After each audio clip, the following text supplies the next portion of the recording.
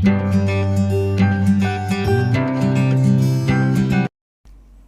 pagi, salam sejahtera untuk kita semua. Perkenalkan, nama saya Anita Sugianto dari kelompok 3, dan di sini ada rekan-rekan saya yang lain. Ada Dini Firdianti, Mawar Salihah, Puri Sri Harpani, dan Tasya Ramaputri. Di sini kami akan mempresentasikan tentang diskursif teknologi marketplace. Yang pertama saya akan bahas adalah inovasi teknologi terakhir sebelum marketplace. Perilaku konsumen berubah dengan sangat cepat. Kini dengan semakin meningkatnya pertumbuhan e-commerce, konsumen lebih punya banyak pilihan sebelum membuat keputusan dalam membeli. Meskipun kehadiran e-commerce memiliki efek pada perubahan perilaku konsumen, tetapi penelitian membuktikan bahwa konsumen tetap lebih suka melakukan pembelian untuk sebagian besar produk di toko fisik. Mereka biasanya menggunakan internet untuk mencari informasi seputar produk dan membandingkan harganya, tetapi pada akhirnya akan membeli secara offline. Seharusnya, fenomena pertumbuhan e-commerce tidak dianggap sebagai ancaman bagi pembisnis retail, melainkan sebagai peluang, di mana marketplace memiliki pertumbuhan e-commerce dan startup di Indonesia sangat kencang, dan ekonomi tanah air bisa berkembang dengan pesat. Internet, generasi milenial, dan teknologi. Selanjutnya, saya akan membahas tentang apa itu marketplace. Marketplace adalah perantara antara penjual dan pembeli di dunia maya. Situs marketplace bertindak sebagai pihak dalam transaksi online dengan menyediakan tempat berjualan dan fasilitas pembayaran. Bisa dikatakan marketplace adalah department store online atau retail online. Sekian dari saya, selanjutnya akan dipaparkan oleh rekan saya yang lain. Terima kasih.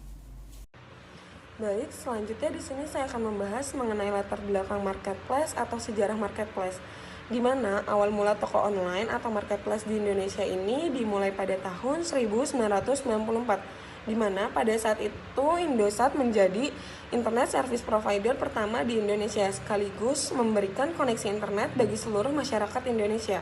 Koneksi internet itu bisa dimanfaatkan sebagai jalan bagi kebanyakan orang untuk berjualan.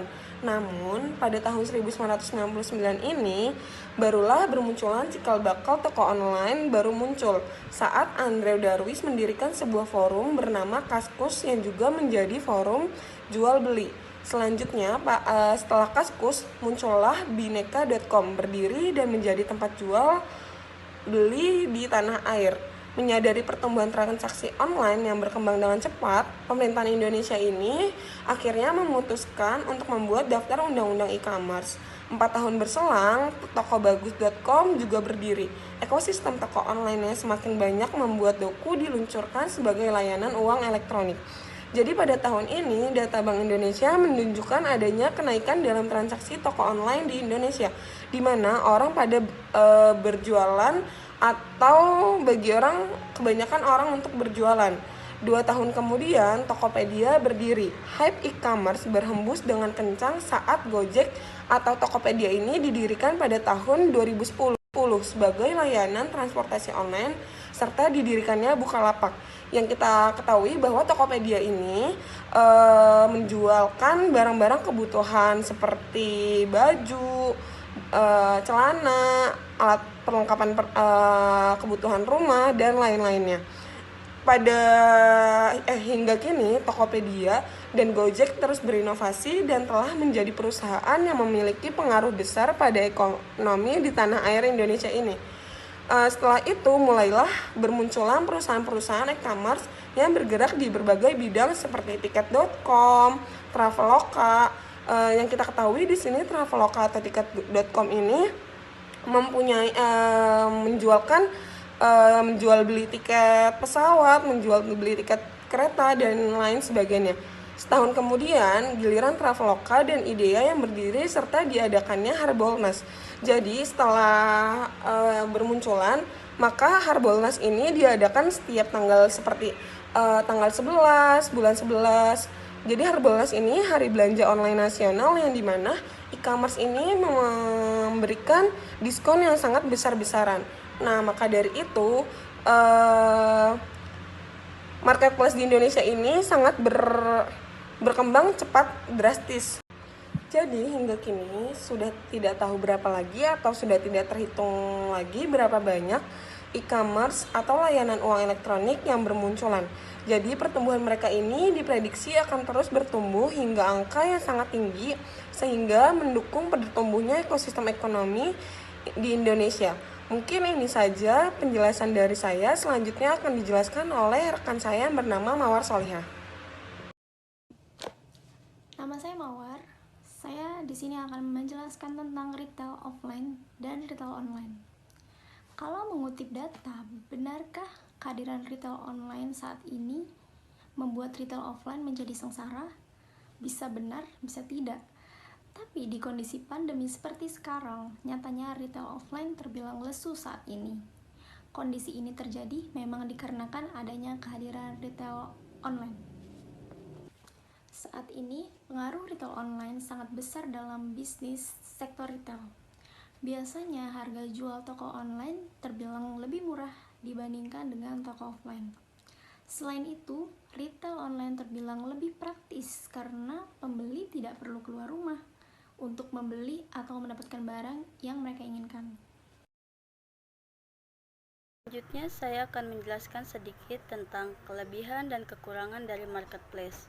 Kelebihan marketplace yang pertama, situs pengelolaannya lebih mudah karena situs ini dibuat secara user friendly, dan bagi para pembisnis yang belum pernah melakukan jual bisnis online ini juga dapat menggunakannya karena dalam situs ini tersedia panduan kita untuk memahaminya. Yang kedua, kita tidak perlu mengeluarkan biaya lebih. Biaya lebih yang dimaksud di sini adalah biaya untuk membuat toko online sendiri. Dan apabila jika kita membuat toko online sendiri, kita harus mengeluarkan biaya promosi. Sedangkan dengan situs marketplace tersebut, kita tidak perlu memikirkan biaya untuk promosi. Kita hanya saja memanfaatkan untuk penjualannya. Yang ketiga, potensi market jauh lebih luas, yakni kita bisa mencakup calon pembeli yang lebih luas. Karena begitupun dengan produk yang akan kita jual. Produk yang kita akan jual itu biasanya mudah ditemukan dan itu membuat produk kita semakin luas pemasarannya. Yang keempat, lebih meyakinkan pembeli. Meyakinkan pembeli dalam hal untuk bertransaksi.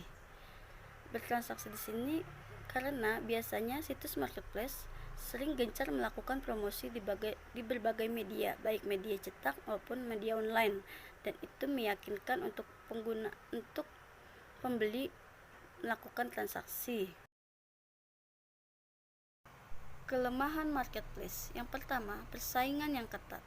Semakin banyak pelanggan di marketplace, maka semakin banyak pula penjual yang ingin berjualan di marketplace.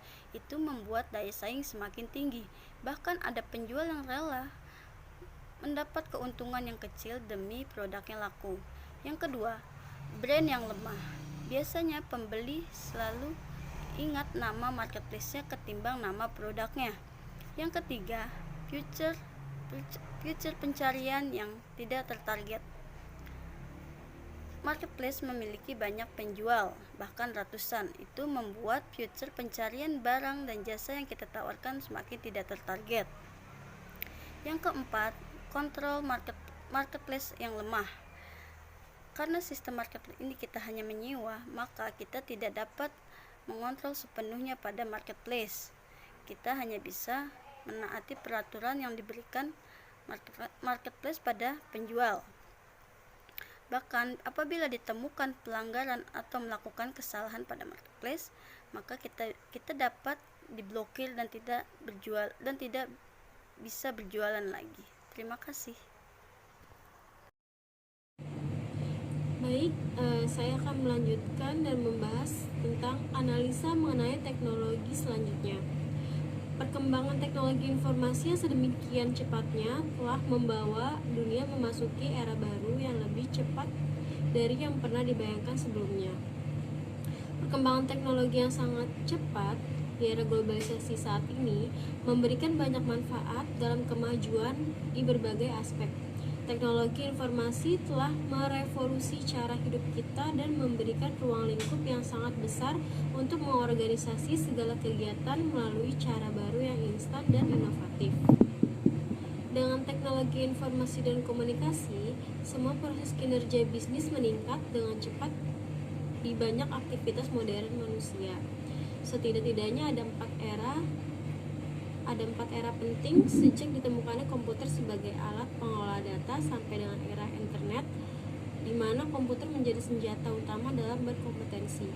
Penggabungan antara teknologi komputer dengan telekomunikasi telah menghasilkan sesuatu revolusi di bidang sistem informasi, di mana nanti marketplace akan berkembang cepat.